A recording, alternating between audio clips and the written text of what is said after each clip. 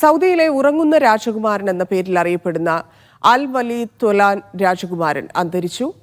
2005 നടന്ന വാഹനാപകടത്തെ തുടർന്ന് 20 വർഷമായി കോമയിലായിരുന്നു അദ്ദേഹം. എന്നാൽ മരണത്തിന് വിട്ടുകൊടുക്കാതെ പിതാവ് 20 വർഷത്തോളം ചികിത്സിക്കുകയായിരുന്നു. Al Waleed bin Khalid bin Talal അഥവാ ഉറങ്ങുന്ന രാജകുമാരനാണ് നിത്യനിദ്രയിൽ ലയിച്ച് ദൈവത്തിലേക്ക് മടങ്ങിയത്. കഴിഞ്ഞ 20 വർഷമായി അബോധാവസ്ഥയിലായിരുന്നു ഇദ്ദേഹം. അത്യാധുനിക യന്ത്രങ്ങളുടെ സഹായത്തോടെയാണ് ഇതുവരെ ജീവൻ നിലനിർത്തിയത്. 36 വയസ്സായിരുന്നു ഇദ്ദേഹത്തിന്. ബ്രിട്ടനിലെ സൈനിക കോളേജിലെ പഠനകാലത്താണ് കാർ അപകടത്തിൽ രാജകുമാരന് തലച്ചോറിന് സാരമായ ക്ഷതമേൽക്കുന്നത്. അതേ തുടർന്ന് അബോധാവസ്ഥയിലായിരുന്നു അദ്ദേഹം. പിന്നീട് മരണം വരെ കോമ വിട്ടെണീറ്റില്ല. കഴിഞ്ഞ ഏപ്രിൽ 16 രാജകുമാരന്റെ 36ാം പിറന്നാൾ.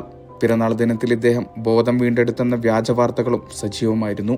2015 ചികിത്സകൾക്ക് ഫലമില്ലാതായതോടെ ലൈഫ് സപ്പോർട്ട് ഉപകരണങ്ങൾ നിർത്തലാക്കാൻ ഡോക്ടർമാർ രാജകുമാരന്റെ കുടുംബത്തോട് ആവശ്യപ്പെട്ടിരുന്നു.